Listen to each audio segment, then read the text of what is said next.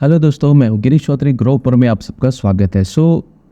अब इस वीडियो में इस सीरीज़ में हम देखेंगे कि जो जेंगो फॉर्म्स है इसको हम कैसे एडवांस तरीके से हम यूज़ कर सकते हैं। तो बेसिकली जेंगो फॉर्म्स क्या होते हैं, तो बेसिकली देखिए कि आप जो HTML टेम्पलेट में जो फॉर्म डिस्प्ले करते हो, लाइक अ टेक्स्ट बॉक्स है या जो भी है, वो बेसिकली किस बेस पे होता है, तो वो जेंगो फॉर्म्स की वजह से होता है। पर जेंगो फॉर्म्स की स्पेशलिटी क्या है, उसमें क्या प्लस पॉइंट्स है, क्या एबिलिटीज़ हैं, वो सारी चीज़ें हम इस सीरीज़ में देखेंगे। ठीक है, अभी तक हमने जो देखा दैट जेंगो फंडामेंटल्स क्या है, बेसिकली ORM कैसे मैनेज करते हैं, डेटाबेस कैसे मैनेज करते हैं जेंगो थ्रू, और हमने कुछ बेसिक्स डेवलपमेंट भी देखे, कर्ड ऑपरेशन भी देखे, इंसर्ट अपडेट डिलीट सेलेक्ट। तो अब बेसिकली हम ये देखते हैं कि जेंगो फॉर्म्स किस तरह से काम करते हैं। ठीक है, तो चलिए देखते हैं। तो यहाँ पे देखिए मैंने एक नया प्रोजेक्ट बनाया है, कुछ नहीं है, पूरा प्रोजेक्ट ब्लैंक है। बस यहाँ पे मैंने सेटिंग कर ली है कि जो ऐप है उसको इंस्टॉल कर दिया है, प्लस ये टेम्पलेट्स फोल्डर मैंने ऐड कर दिया है। ठीक है, और कुछ नहीं किया है।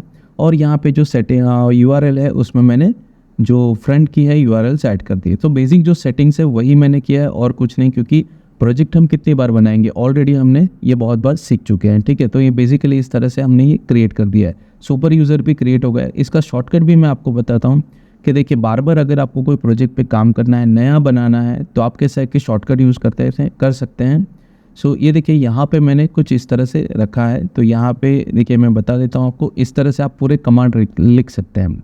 जैसे यहाँ पे मैंने लिखा है कि आप वर्चुअल एनवायरनमेंट बनाओ, उसको एक्टिवेट कर दो, इंस्टॉल जेंगो, पिप को भी अपग्रेड कर दो, फिर प्रोजेक्ट बना लो, फिर ऐप बना लो, उसको माइग्रेट कर दो, सुपर यूज़र भी बना लो, एडमिन का जीमेल दे दो या फिर ईमेल दे दो। नहीं देना है तो आप यहाँ पे ब्लैंक छोड़ सकते हो, बट एंटर दीजिए। ठीक है, यहाँ पे 2 बार मैंने पासवर्ड दे दिया और वो पूछेगा कि आपका पासवर्ड सिंपल है, तो ठीक है मैंने वाई कर दिया। इतना आप कॉपी पेस्ट करोगे तो वो अपने आप एग्जीक्यूट कर देगा। आपको हर कमांड है वो बार बार लिखने की ज़रूरत नहीं पड़ेगी। ठीक है, यहाँ पे चलिए अब हम देखते हैं कि जेंगो फॉर्म्स क्या होते हैं।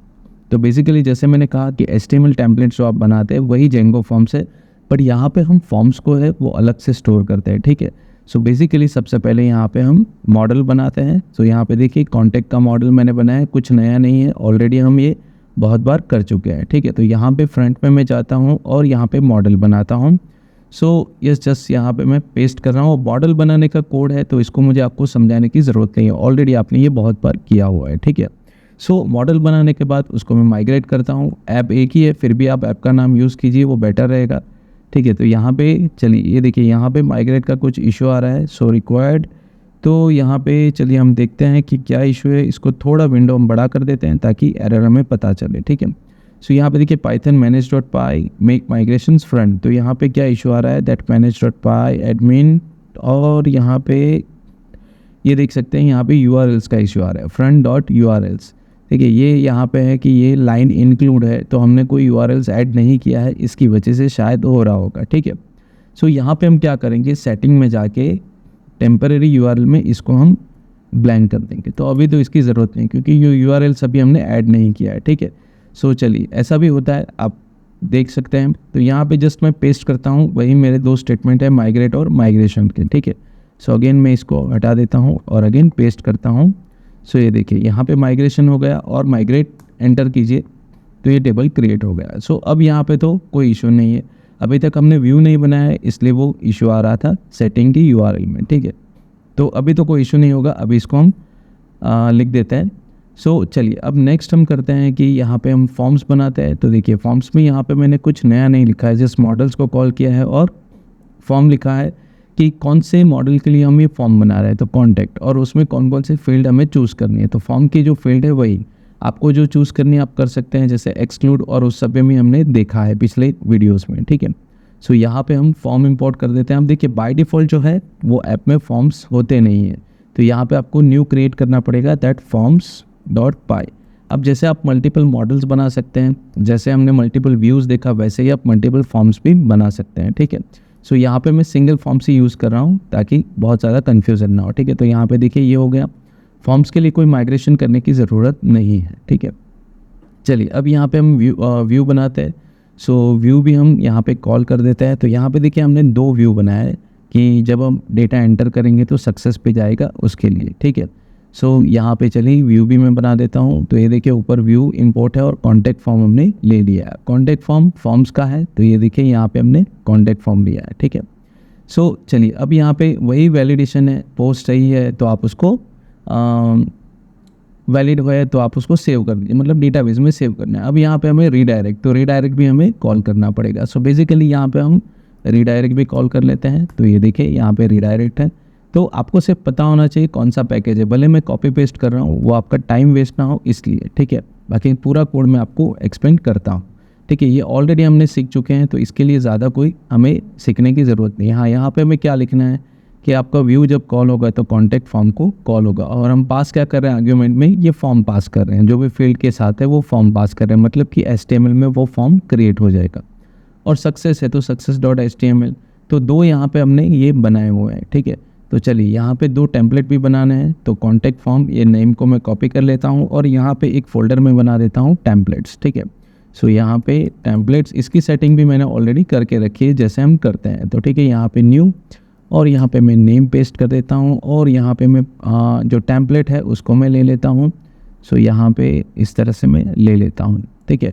अब यहाँ पे देखिए जब आप टेम्पलेट लेते हो तो यहाँ पे अभी तक हमने देखा form.asp, मतलब कि वो पैराग्राफ टैग में बनाएगा, ठीक है, फॉर्म। अगर आपको उसकी जगह कोई और यूज़ करना है तो यहाँ पे 4 इंडिकेटर और है, दैट आप div में भी यूज़ कर सकते हैं, टेबल में भी, p और ul में भी, ये आपकी चॉइस है, ठीक है। सो ये अल्टरनेट, आप p की जगह ये सारी चीज़ें यूज़ करके देख सकते हैं, ठीक है। सो यहाँ पे चलिए ये एक हो गया। अब यहाँ पे दूसरी बहुत तरीके से मैंने बताया है, पर वो हम बाद में देखेंगे। सबसे पहले यहाँ पे हम सक्सेस का भी एक टेम्पलेट बना देते हैं। सो यहाँ पे एक और मैं टेम्पलेट बनाता हूँ, दैट success.html, ठीक है। सो चलिए इसको भी मैं सेव कर देता हूँ। चलिए ये हो गया। अब डेफिनेटली हमें यहाँ पे URL ऐड करना पड़ेगा, उसके बगैर चलेगा नहीं। देखिए यहाँ पे मैंने URL 2 बार लिखा है, दैट्स ओके, कोई बात नहीं। यहाँ पे चलिए ये दोनों URL में ऐड कर देता हूँ, मेरे ऐप की URL में नहीं है तो आप ये फाइल बना सकते हो, ठीक है। चलिए तो ये मेरा हो गया। अब ऊपर व्यूज़ मैंने इंपोर्ट नहीं किया है तो वही करना है। अब यहाँ पे आप माउस ओवर करोगे तो अपने आप चेक करके भी मुझे सजेस्ट करेगा कि आप ये व्यू कर सकते हो। देखिए from Django, from front app पे ही हमारे व्यूज़, तो ये भी कर सकते हो, डॉट भी लिख सकते हो, ये आपकी चॉइस है, ठीक है। तो 1 टाइम ही लिखना है, दैट्स ओके। सो यहाँ पे हमारे व्यूज़ भी, सॉरी URL भी हमने सेटअप कर दिया है। डेफिनेटली ये पूरा सेटअप हो गया है। अब हमें सिर्फ ट्राई करना है कि इसको रन करना है। सो यहाँ पे हम लिखते हैं python manage.py and run server, ठीक है।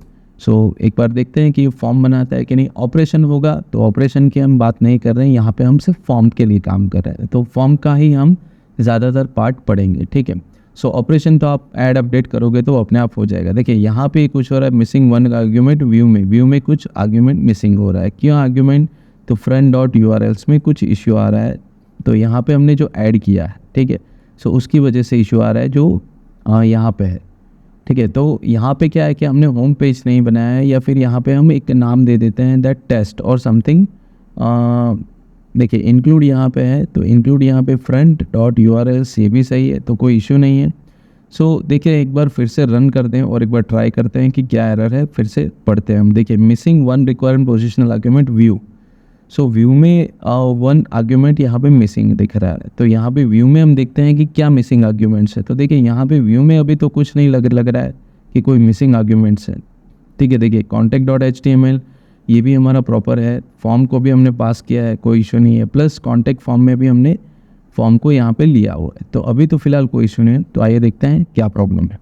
सो एक बार हम वापस सेटिंग जो हमारा प्रोजेक्ट है उसकी URL देखते हैं, मे बी शायद यहाँ पे कुछ इशू है। ओके देखिए यहाँ पे ये इशू है कि ये हमने ब्रैकेट ओवर कर दिया है, ये थोड़ा मैंने गलत लिखा था, इसकी वजह से हो रहा है।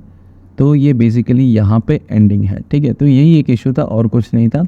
सो चलिए कोई बात नहीं, इसको मैं वापस बंद कर देता हूँ। और अगेन देखिए ये रीलोड अपने आप हो रहा है, तो फिलहाल ये थोड़ा टाइपिंग मिस्टेक्स था और कुछ नहीं है। यहाँ पे जस्ट हम क्लिक करते हैं तो देखिए अभी तो यहाँ पे कुछ नहीं होगा, क्योंकि हमने यहाँ पे ये मैसेज ये कॉल करना है पाथ, तो ठीक है। यहाँ पे हम पाथ करते हैं कॉन्टैक्ट, तो ये देखिए कॉन्टैक्ट ऑफ फॉर्म यहाँ पे बन गया। तो यहाँ पे हम सिर्फ फॉर्म की बात कर रहे हैं और कुछ नहीं, ठीक है। आप रिकॉर्ड ऐड करके देख सकते हो, होगा कोई इशू नहीं है। देखिए अगर यहाँ पे मैं कुछ ऐड करता हूँ, शीतल है और यहाँ पे जो भी मेल है, ठीक है। चलिए अब यहाँ पे मैं सबमिट करता हूँ तो ये देखिए वापस सबमिट सक्सेस पे चला जाएगा। तो हमारा रिकॉर्ड तो ऐड हो रहा है। तो हम यहाँ पे रिकॉर्ड की बात नहीं, हमारा जो फॉर्म जो क्रिएट हो रहा है, अलग अलग एलिमेंट्स हम क्रिएट करेंगे उसके बारे में बात कर रहे हैं। बाकी जो ऑपरेशंस है वो डेफिनेटली परफॉर्म होंगे, कोई इशू नहीं है, ठीक है। सो वैसे तो हम शायद देखेंगे कि एक रिकॉर्ड एंटर करेंगे और उसके बाद आप यहाँ पे वेरीफाई भी कर सकते हैं कि जैसे आप डेटाबेस है तो चेक कर लीजिए। अगर आपको ऐसा ट्रस्ट नहीं आ रहा है तो आप ऑब्जेक्ट वे से भी चेक कर सकते हैं कमांड में, या फिर आप यहाँ डेटाबेस में भी चेक कर सकते हैं। देखिए हमारा रिकॉर्ड्स आ गए, ठीक है। इस तरह से ये बेसिक्स फॉर्म है, तो आपको समझ में आएगा कि ये बेसिक्स फॉर्म्स कैसे क्रिएट होते हैं। प्लस अब यहाँ पे देखिए जो HTML हमने सिंपली यूज़ किया था, अब यहाँ पे देखिए ये भी आप यूज़ कर सकते हैं। P भी है, यहाँ पे पैराग्राफ टैग है। तो यहाँ पे चलिए हम पैराग्राफ टैग को थोड़ा चेंज करते हैं। अब देखिए यहाँ पे जो रन हो रहा है तो इसको हम अगर सोर्स करते हैं तो ये देखिए यहाँ पे सारे इसने P टैग में बनाए, देखिए पैराग्राफ टैग में ये सारे क्रिएट किए हैं। तो इसको हम एक बार एक चेंज करके मैं आपको बताता हूँ तो आपको समझ में आ जाएगा। देखिए P की जगह में टेबल या div कर देते हैं तो div, ठीक है, इतना मैं कर देता हूँ। जस्ट सेव कर लेते हैं और यहाँ पे देखिए सेव करने के बाद जस्ट इसको मैं कैंसिल करके वापस रीलोड करता हूँ। रीलोड नहीं होता है ऑटोमेटिकली तो आपको फिर से रिस्टार्ट करना पड़ेगा। देखिए लेआउट में कोई चेंजेस नहीं होगा अगर मैं रिफ्रेश करता हूँ तो, ठीक है। पर ये देखिए यहाँ पे पैराग्राफ है तो जो बीच की जो लाइन है एक्स्ट्रा वो निकल गई। तो यहाँ पे क्या है कि जो एलिमेंट है वो div टैग में बना है, ये देखिए div टैग में बना है, ठीक है। तो ये देखिए सो बेसिकली ये div, तो आप टेबल्स भी यूज़ करते हैं, UL भी यूज़ कर सकते हैं। पर सपोज़ अब यहाँ पे मुझे ये कुछ इस तरह से करना है कि जैसे लेबल मुझे देना है और इस तरह से, ये भी ऑलरेडी हम देख चुके हैं। सो इस तरह से भी आप लिख सकते हैं कि जैसे यहाँ पे मुझे लेबल को स्पेशल स्टाइल देनी है तो यहाँ पर लेबल को इस तरह से आप कॉल नहीं कर सकते। तो अगर लेबल मुझे अलग से दिखना है या दिखाना है तो इस तरह से आप यूज़ कर सकते हैं कि दैट फॉर्म डॉट ID और ID फ्रॉम लेबल। तो इस तरह से आपको लिखना है सिर्फ। अब देखिए यहाँ पे जब आप लिखते हो तो क्या होता है कि जब हम रिसोर्स व्यू सोर्स करते हैं तो उसका नाम ऑटोमेटिकली आ जाता है। देखिए यहाँ पे हमने जो लेबल बनाया है तो उसका नाम क्या आ गया, ID नेम ऑटोमेटिकली आ गया। तो वही चीज़ यहाँ पे हमने कॉल की, ये इनबिल्ट है। तो यही चीज़ आपको हर एक जगह पे लिखनी है, ठीक है। और आपको जो कंट्रोल है, इनपुट कंट्रोल है, जैसे टेक्स्ट बॉक्स है जो भी, उसके लिए आपको ये लिखना है, दैट्स इट, उतना आपको यूज़ करना है, ठीक है। अब मैं आपको ये आप यहाँ से कोड से लिख सकते हैं, कॉपी कर सकते हैं। बाकी इसकी ज़रूरत नहीं कि मैं टेस्ट करके बताऊँ, ऑलरेडी मैं पहले की वीडियो में ये बता चुका हूँ, ठीक है। अगेन मुझे यहाँ पे देखिए अगर ये देखिए with HTML label tag with div करना है तो आप मैन्युअली भी div ऐड कर सकते हैं, चॉइस आपकी है, ठीक है। और HTML इनपुट कंट्रोल, अब जैसे यहाँ पे मुझे टेक्स्ट बॉक्स लिखना है इनपुट करके तो वो भी आप कर सकते हैं। देखिए इनपुट, और यहाँ पे मुझे सिर्फ इस तरह से लिखना है, नेम इस तरह से देना है। तो यहाँ पे HTML नेम, चलिए मैं इसको करके दिखाता हूँ तो आपको पता चलेगा, ठीक है। तो यहाँ पे नेम और ID मुझे दोनों देना है, पर यहाँ पे देखना है कि अगर आपने नेम लिखा है तो HTML नेम आना चाहिए, ID लिखा है तो ऑटो ID आना चाहिए। ये दोनों में कितनी भी फील्ड आप डिफाइन करो, और वैल्यू में तो आपकी वैल्यू आएगी।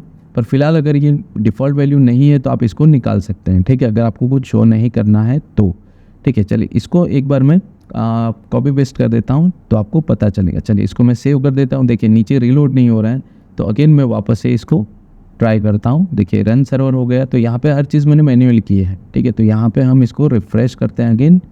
सो देखिए यहाँ पे जब वैल्यू में मैंने लिखा था तो ये बाय डिफ़ॉल्ट क्या वैल्यू आ गया, नन वैल्यू आ गया। तो क्यों आया, क्योंकि यहाँ पे हमने वैल्यू कॉल की है। देखिए आप यहाँ पे देख सकते हैं। अब मुझे नहीं रखना है तो यहाँ पे मैं निकाल देता हूँ, मुझे वैल्यू रखना ही नहीं है तो यहाँ पे वैल्यू टैग निकालो। उससे बेहतर है कि आप वैल्यू को ब्लैंक कर दें, तो ब्लैंक लिखेगा, क्योंकि अभी तो यहाँ पे कुछ लिखना नहीं। अगर कुछ शो करना रहेगा तो वो अपने आप आ जाएगा। मतलब हम कोडिंग से कर सकते हैं, जैसे हमने ऐड अपडेट डिलीट में किया था, कर्ड ऑपरेशन में किया था, ठीक है। सो यहाँ पे देखिए अभी मैं रिफ्रेश करता हूँ तो ये ब्लैंक हो जाएगा। सो इस तरह से आप फॉर्म को, ये बेसिक्स फॉर्म है, मैनेज कर सकते हैं। बेसिकली यहाँ पे हमने क्या देखा कि मॉडल्स में हमने 2 फील्ड ली है, उससे रिलेटेड हमने यहाँ पे फॉर्म बनाई है, फील्ड बनाई है। तो यहाँ पे एक फॉर्म भी बनाया है, कौन से मॉडल के लिए ये भी हमने स्पेसिफाई किया है। पर अगर सिर्फ आपको फॉर्म ही बनाना है, मॉडल के ऊपर नहीं रखना है, तो भी आप यूज़ कर सकते हो। जैसे अगर ये मैं मॉडल कमेंट कर देता हूँ तो ज़रूरी नहीं कि फॉर्म है तो आपको मॉडल ID करना है, मॉडल नहीं होगा तब भी ये चलेगा। देखिए यहाँ पे रीलोड नीचे हो गया। अब यहाँ पे रिफ़्रेश करूँगा तब भी ये काम करेगा। देखिए अब यहाँ पे क्या आ रहा है, model form has no model class specified.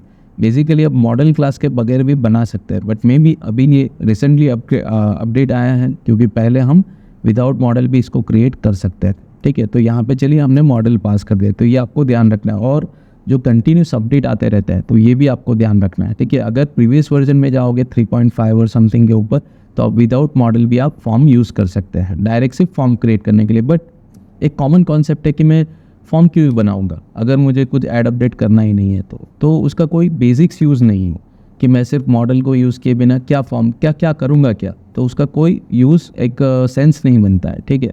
सो ये आपको सिर्फ ध्यान रखना है, ठीक है। तो आई होप ये वीडियो आपको पसंद आया होगा। आगे हम और भी वेरिएशन देखेंगे फॉर्म्स में। सो ये वीडियो पसंद आया तो लाइक कीजिए, शेयर कीजिए, सब्सक्राइब कीजिए और नोटिफिकेशन के लिए बेल आइकन पे क्लिक कीजिए। आज के लिए धन्यवाद।